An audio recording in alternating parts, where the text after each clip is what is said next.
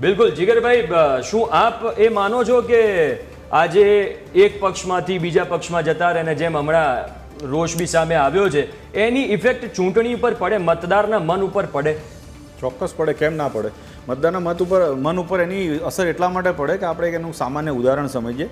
2022ની ચૂંટણીમાં જે ઇલેક્શનના રિઝલ્ટ આવ્યા કોંગ્રેસની અંદર, જેટલી એમને સીટ મળી, 17 આસપાસની સીટો મળી, એ પછી એમાંથી ઘણા બધા લોકો જ્યારે ભાજપમાં જોઈન થયા અને એમાંથી 5 ઉમેદવારો જે મૂકવામાં આવ્યા બીજેપી તરફી, એ તમામ લોકો કોંગ્રેસના જૂના ત્યાંના જીતેલા અથવા મજબૂત નેતાઓ છે. હવે સ્વાભાવિક છે કે જે સામાન્ય કાર્યકર્તા છે, જે આપણે જેમ કહીએ છીએ ને કે ભાજપા કહે છે દેવતા તુલ્ય કાર્યકર્તા, જે ખુરશી લગાવે, ટેન્ટ બાંધે, પ્રચાર પ્રસાર કરે, પેમ્ફલેટ વેચવા જાય, ગામ ગામમાં કે ઘરે ઘરે જઈને સમજાવે સરકારની સ્કીમો, એ વ્યક્તિએ જ્યારે 2022માં આ તમામ નેતાઓ માટે હાય ના નારા લગાયા હતા, એણે હવે આ વખતે એમના જય જયકારના નારા લગાયા કે અમારો આ જ નેતા મજબૂત છે. એટલે કાર્યકર્તા તો બહુ સામાન્ય સાથે છે. એટલે આ કેવું છે કે રાજનેતા હોય છે ને એમને એટલો બધો ફરક નથી પડતો, કારણ કે બહુ જ હોશિયાર તીક્ષ્ણ બુદ્ધિવાળા લોકો હોય છે. સામાન્ય વ્યક્તિ ઇમોશનલ હોય છે, એ હંમેશા કોઈ વિચારધારા સાથે જોડાયેલા હોય છે, એટલે એના મનમાં એ દુઃખ ચોક્કસ થતું હોય, એમાં કોઈ મીનમેક નથી. નેતાઓને ફેર ના પડે, કાર્યકર્તાઓને ચોક્કસ ફેર પડે, અને એ ફેર પડ્યો છે. એ આપણના ઇલેક્શનની જે મતદાનની ટકાવારી છે એમાં દેખાય છે. કેટલાય નિષ્ક્રિય થઈ ગયા છે, કેટલાય અંદર અંદર ક્યાંક ને ક્યાંક ઝઘડતા બી હશે, ચર્ચાઓ કરતા હશે, ઉપર સુધી વાત નહીં જતી હોય, એ બહુ અલગ વાત છે. પણ આ વસ્તુ ચોક્કસ બહુ જ ફેક્ટ છે. તમે ગામડે ગામડે જઈને જો પૂછપરછ કરશો તો બંને પાર્ટીઓના જે સામાન્ય કાર્યકર્તાઓ છે, જે ફક્ત ને ફક્ત વિચારધારાને વળગીને જેમની પાર્ટી સાથે જોડાયેલા છે, એ લોકો દુઃખી છે. બિલકુલ જયેશ, આપણે 542ની તો વાત કરી રહ્યા છે, દેશભરની તમામ સીટની વાત કરી રહ્યા છે, પણ આપણા ગુજરાતમાં તો વિધાનસભાની પેટા ચૂંટણી પણ હતી. આપના મતે એમાં શું લાગે છે આપને? હજી જે પ્રકારે વિધાનસભાની પેટા ચૂંટણીની વાત કરીએ તો મોટાભાગની ચૂંટણી એવી છે કે જેમાં જે કોંગ્રેસમાંથી ભાજપમાં આવ્યા છે, અને એવામાં અરવિંદ લાડાણીની એક સીટ છે જે માણાવદરવાળી છે, કે ક્યાંક ફસાઈ શકે અને ફસાઈ શકે. એવામાં પણ જે કારણો છે તે ભાજપના જે એન્ટી ઇન્કમ્બન્સી છે એના લીધે એ સીટ ક્યાંક ને ક્યાંક ફસાતી હોય તેવું લાગી રહ્યું છે. એ જ કારણ છે કે અરવિંદ લાડાણીએ ચૂંટણી પછી એક પત્ર છે તે પ્રદેશ પ્રમુખને લખવો પડ્યો હતો, ને તેમાં તેમણે કહ્યું કે પાર્ટીના કેટલાક નેતાઓ, જેમાં તેમણે નામજોગ જવાહર ચાવડા અને તેમના પુત્રનો ઉલ્લેખ કર્યો કે તેમણે પાર્ટી વિરુદ્ધ કામકાજ કર્યું છે, એ પ્રકારની ફરિયાદ કરી. એટલે પોરબંદર હોય કે વિજાપુર હોય કે તમામ સીટો એવી છે કે જ્યાં ઉમેદવારો ભાજપના ઉમેદવારો છે તે જીતી રહ્યા છે, પરંતુ એક સીટ એવી છે કે જે 5 સીટો હતી એમાંથી એક સીટ એવી છે કે જે માણાવદરની છે, કે ક્યાંક ને ક્યાંક ફસાતી હોય તે રીતે જોવા મળ્યું છે. કારણ કે ભાજપનો અંદરોઅંદરનો જે ખટરાગ છે તે ક્યાંક ને ક્યાંક અરવિંદ લાડાણીને હરાવી રહ્યો છે. બિલકુલ જયેશ, તો ઘનશ્યામભાઈ, શું આપ માનો છો કે આ જે અંદર ખટરાગ થાય છે એનું એક કારણ એ જ છે કે આપણે જેની સામે લડવાનું હોય એક સમય પછી આપણી જ પાર્ટીમાં આવી જાય અને આપણે એની સાથે ચૂંટણી લડતા હોય, એટલે જેની સામે પ્રચાર કરતા હતા હવે એની સાથે પ્રચાર કરવાનો? તો આ એક કારણ છે કે ક્યાંક ને ક્યાંક કાર્યકરોમાં રોષ જોવા મળી રહ્યો છે બીજેપીના. ભારતીય જનતા પાર્ટીનો કાર્યકર અને ભારતીય જનતા પાર્ટીમાં જે જોડાય છે એ આ દેશને આગળ લઈ જવા માટે, આ રાજ્યને આગળ લઈ જવા માટે કામ કરે છે. ભારતીય જનતા પાર્ટીની નીતિ રીતિઓ સાથે જોડાય છે અને ભારતીય જનતા પાર્ટીની પોલિસીને આગળ લઈ જવા માટે કામ કરતા હોય છે. ત્યારે નાના મોટા ક્યાંક મતભેદ હોય તો માણસ છે, ઘરમાં એક કુટુંબ હોય છે, એક પરિવાર હોય છે, તો પણ વિચારભેદ હોય ક્યાંક. પણ જ્યારે તમારા એક ઘરમાં તમે 4 ભાઈ હોય ને સામે પાડોશી તમારા એક ભાઈ સાથે લડવા આવે તો બધા 4 ભાઈ એક થઈને લડતા હોય, એ રીતે ભારતીય જનતા પાર્ટી હંમેશા દેશ માટે, રાજ્ય માટે, પ્રજા માટે એક થઈને લડતી હોય છે. ત્યાં કોઈ પણ અંદરના મતભેદો નાના મોટા હોય તો એ ચૂંટણીના પરિણામોમાં અસર નથી કરતા.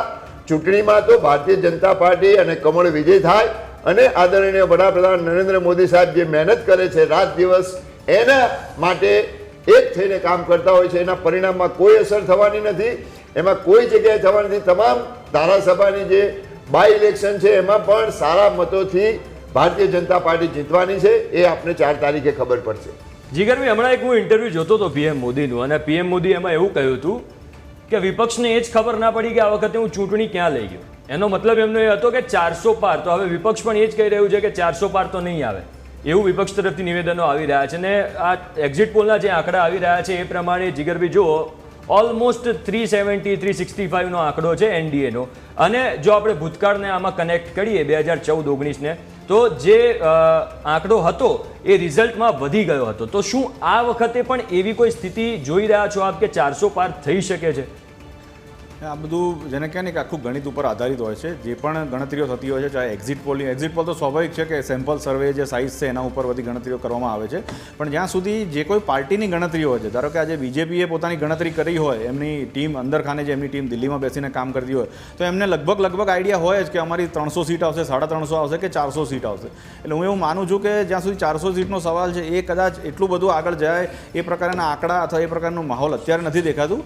અને સાથે એ પણ ચોક્કસ છે કે જ્યાં સુધી જીતની શક્યતા છે તો જીતવાની શક્યતાઓ ચોક્કસ એનડીએના પક્ષે બહુ જ પ્રબળ છે. એમાં પણ કોઈ મિનમેક નથી. એટલે હું એવું નથી માનતો કે એનડીએને અથવા બીજેપીને જીતવામાં કોઈ તકલીફ પડે. જી બિલકુલ. જયેશ પણ આપણી સાથે છે. જયેશ, આપણે પર્ટિક્યુલર ગુજરાતની વાત કરીએ તો ગુજરાતની એવી 7 થી 8 સીટ છે, કારણ કે તમે પણ ગ્રાઉન્ડમાં રિપોર્ટિંગ કરવા ગયા હતા, હું પણ ગ્રાઉન્ડમાં રિપોર્ટિંગ કરવા ગયો હતો. જયેશ, ખરેખર 7 થી 8 સીટ એવી છે કે જ્યાં કાંટાની ટક્કર દેખાય છે, અને એમાં પણ ક્ષત્રિય આંદોલન આવ્યું પછી કાંટાની ટક્કર થોડી વધી ગઈ છે, કારણ કે જે 5 લાખની લીડની પહેલાં વાત કરતા હતા CR પાટીલ, એ છેલ્લા મેં જોયું હતું કે ઇલેક્શનના આગલા અઠવાડિયામાં કે 4-5 દિવસથી એ વાત નહોતી થઈ રહી. તો આ વખતે જયેશ, શું આપને લાગે છે કે લીડ જે બીજેપીએ નક્કી કરી હતી એ પહેલાં તો મળશે, અથવા તો જે ગઈ વખતે હતી એમાંથી કપાશે?